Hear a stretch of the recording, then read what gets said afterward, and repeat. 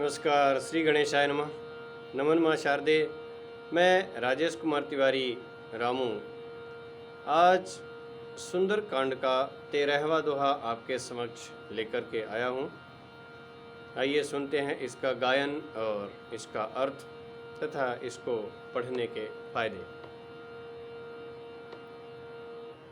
कपि कर हृदय विचारी दीन मुद्रिका डारि तब जनु अशोक अंगारी दीन हरष उठि कर गहेउ।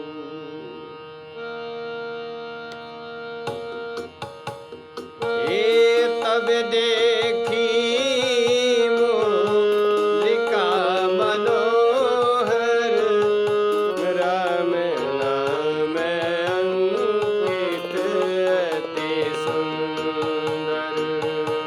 चकित चितव मुदरी पहचानी हरष विषाद हृदय कुलानी। जीत कुश कई अजय रघुराई माया ते सिर नहीं जाई। सीता मन विचार करना मधुर बचन बोले हनुमाना। रामचंद्र गुण बरने लागा सुनतहि सीता कर दुख भागा।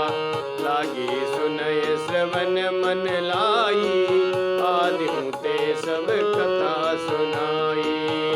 श्रवणामृत जेहि कथा सुहाई कही सुप्रगट होत किन भाई। तब हनुमंत निकट चले गयउ फिर बैठी मन विस्मय भयउ। रामदूत में मातु जानकी सत शपथ करुणा निधान की। यह मुद्रिका मातु में आनी दीन राम तुम कहूँ सही दानी। नर बानर ही संग कहूँ कैसे कही कथा भई संगति जैसे। कपि के वचन सप्रेम सुनी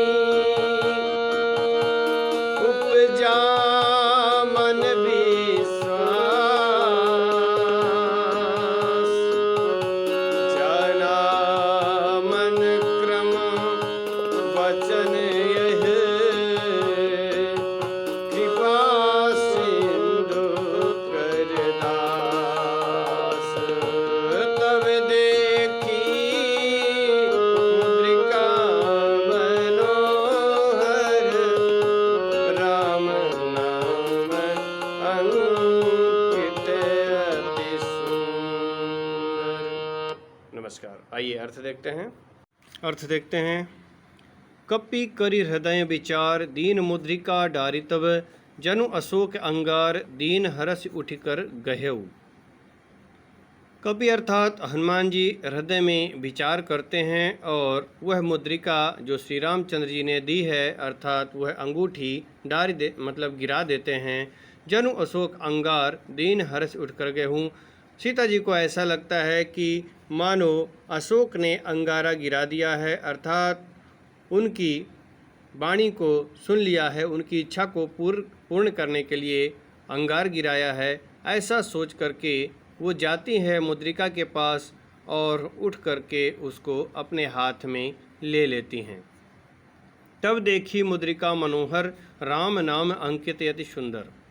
तब देखती क्या है कि बड़ी ही मनोहर अंगूठी है जिसमें रामचंद्र जी का नाम अंकित है, अर्थात लिखा हुआ है।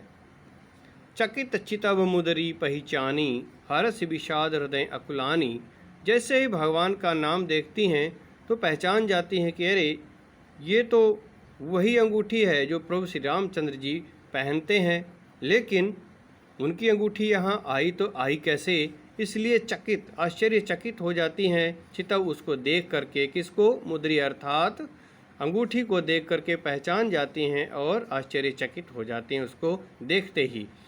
और उनके मन में कभी हर्ष होता है तो कभी विषाद होता है, कभी खुश होती हैं कभी दुखी होती हैं। ऐसा कह के सोच करके उनका हृदय व्याकुल हो जाता है, अकुल आ जाती हैं। क्यों व्याकुल हो जाता है कि ये अंगूठी यहाँ कैसे आई? क्योंकि जीति को सके अजय रघुराई। रघुराई अर्थात श्री रामचंद्र जी तो अजय हैं, उनको कोई जीत ही नहीं सकता है कि उन्हें कोई जीत करके ये अंगूठी छीन लाए और यहाँ गिराए, ऐसा तो संभव नहीं है। और दूसरा, माया ते असी रची नहीं जाई, माया से इस तरह की अंगूठी नहीं रची जा सकती है, नहीं बनाई जा सकती है, क्योंकि यह दिव्य अंगूठी है जो कि और किसी के पास नहीं है और ना ही किसी द्वारा इसको बनाया जा सकता है। सीता मन विचार कर नाना। इस तरह से सीता जी मन में नाना प्रकार के विचार कर रही हैं, सोच रही हैं उस मुद्रिका अर्थात अंगूठी के बारे में। हनुमान जी ऊपर से सब देख रहे हैं। इतने में ही मधुर वचन बोले हनुमाना। प्रिय वचन बोलते हैं हनुमान जी ऊपर से ही पेड़ में चढ़े चढ़े रामचंद्र गुण बरने लागा।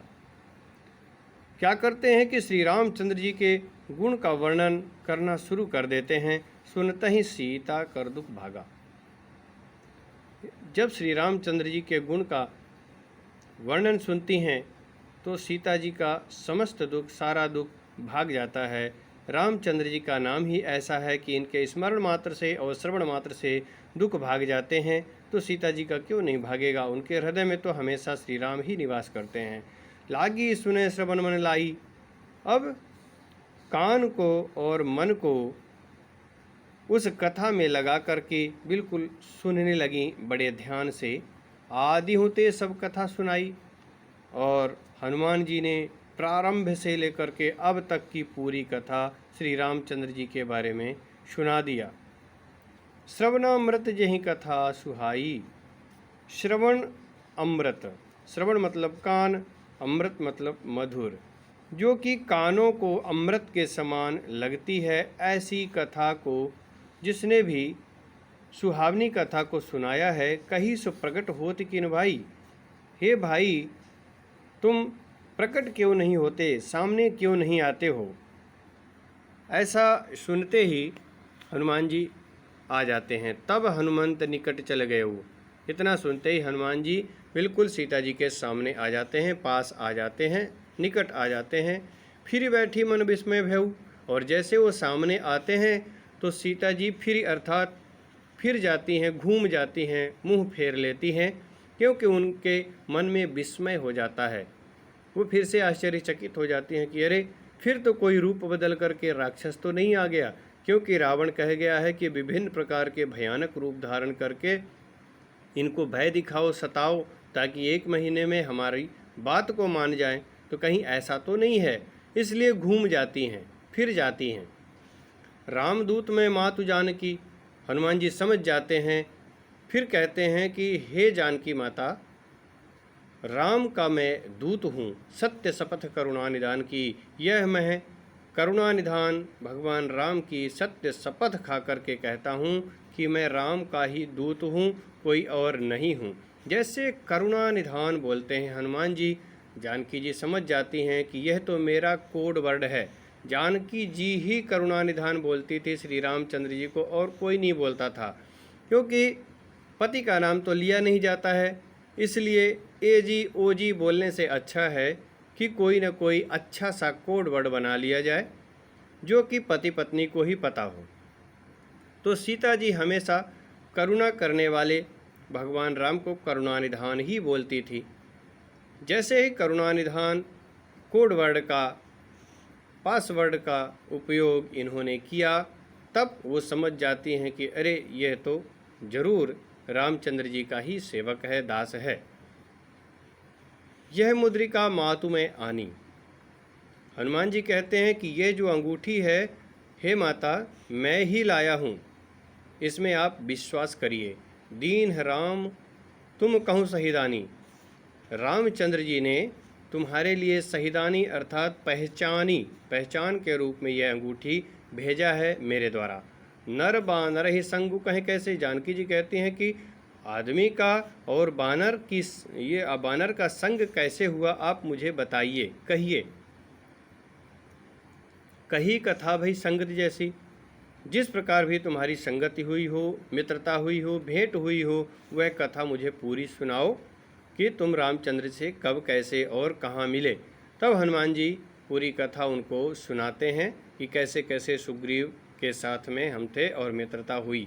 कपि के बचन सप्रेम सुनि उपजा मन विश्वास। जब पूरी कथा सुना देते हैं, पूरी कहानी सुना देते हैं, कपि के वचन सप्रेम सुनि, प्रेम भरे हनुमान जी के वचन सुन करके उनके मन में विश्वास हो जाता है, जानकी जी के मन में। और जानती हैं, जाना मन क्रम वचन यह। क्या जानती हैं कि मन से, कर्म से और वचन से ये कृपा सिंधु अर्थात भगवान श्री रामचंद्र जी के ही दास हैं, कोई और नहीं है। इस तरह से हनुमान जी और माता सीता में वार्ता होती है। अगले दोहे के साथ फिर उपस्थित होंगे, तब तक के लिए नमस्कार, धन्यवाद।